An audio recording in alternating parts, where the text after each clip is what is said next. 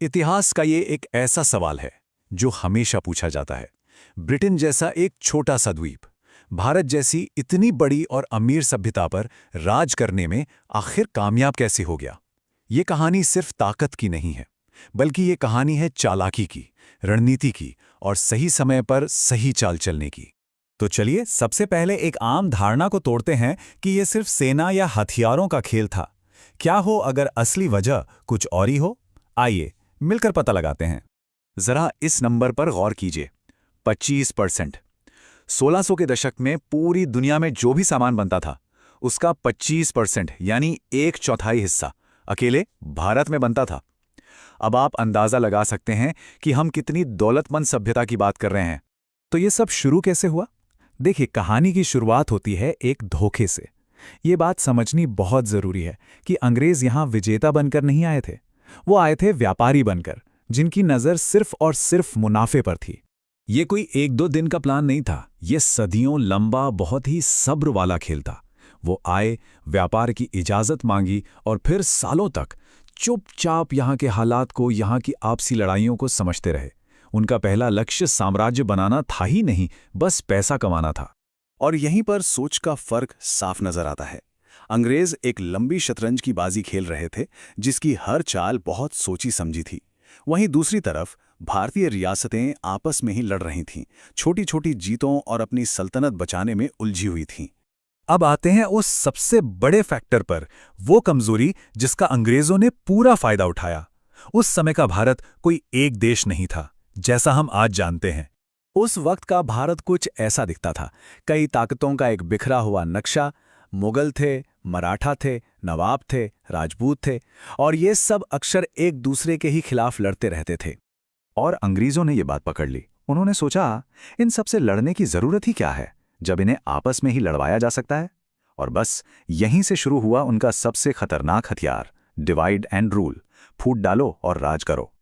लेकिन रुकिए, ये कहानी सिर्फ तलवार और बंदूक की नहीं है। इससे कहीं ज्यादा ये एक दिमागी खेल था, पैसे का खेल था और लोगों की सोच बदलने का खेल था।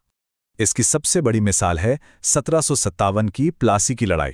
यहां जीत ताकत से नहीं बल्कि धोखे से मिली थी। अंग्रेजों ने क्या किया? नवाब के सबसे बड़े सेनापति को ही अपनी तरफ कर लिया, उसे रिश्वत दी और अंदर ही अंदर पूरी सेना को खोखला कर दिया। नतीजा, लड़ाई तो मैदान में बाद में हुई, वो तो पहले ही जीती जा चुकी थी। ये लड़ाई सिर्फ जमीन पर नहीं, बल्कि दिमाग में भी लड़ी जा रही थी। अंग्रेजों ने अपनी एक इमेज बनाई कि हम बहुत अनुशासित हैं, एक हैं, हमें कोई हरा नहीं सकता। और दूसरी तरफ थे भारतीय राज्य, जो आपस में ही लड़ रहे थे, एक दूसरे पर भरोसा नहीं करते थे। तो कई बार उनकी ताकत की ये धारणा उनकी असली ताकत से भी ज्यादा खतरनाक साबित हुई। अब आते हैं कहानी के सबसे मुश्किल हिस्से पर, उस कड़वे सच पर जिसे मानना शायद आसान नहीं है, कि ये जीत बाहर से ज्यादा अंदरूनी वजहों से मुमकिन हुई।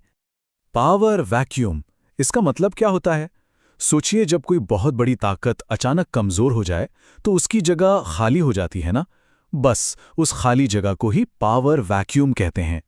और 1707 के बाद जब मुगल साम्राज्य बिखरने लगा तो भारत में ठीक यही हुआ। और इतिहास का एक नियम है, जब एक बड़ा साम्राज्य गिरता है तो बाहर वाले हमला नहीं करते, उन्हें तो अंदर वाले ही बुलाते हैं। अंग्रेजों ने भी यही किया।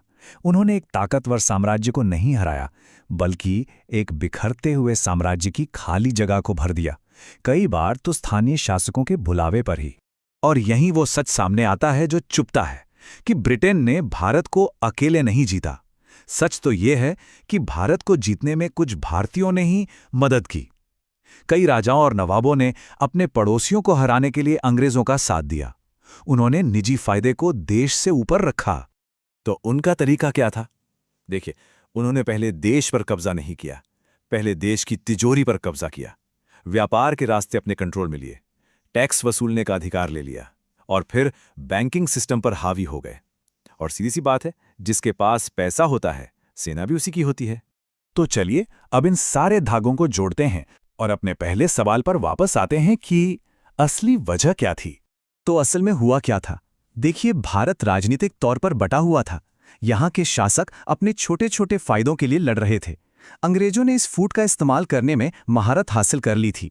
उन्होंने पहले पैसे पर, फिर राजनीति पर कंट्रोल किया और सबसे जरूरी बात, वो सही समय पर सही जगह थे, एक बड़े साम्राज्य के बिखरने से जो खालीपन पैदा हुआ था उसे भरने के लिए।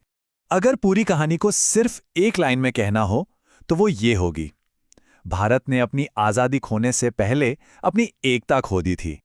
ये सिर्फ भारत की कहानी नहीं है, ये इतिहास का एक सबक है, एक चेतावनी है जो हमेशा याद रखनी चाहिए, क्योंकि कोई भी देश बाहर से तब तक नहीं हारता जब तक वो अंदर से कमजोर ना हो जाए।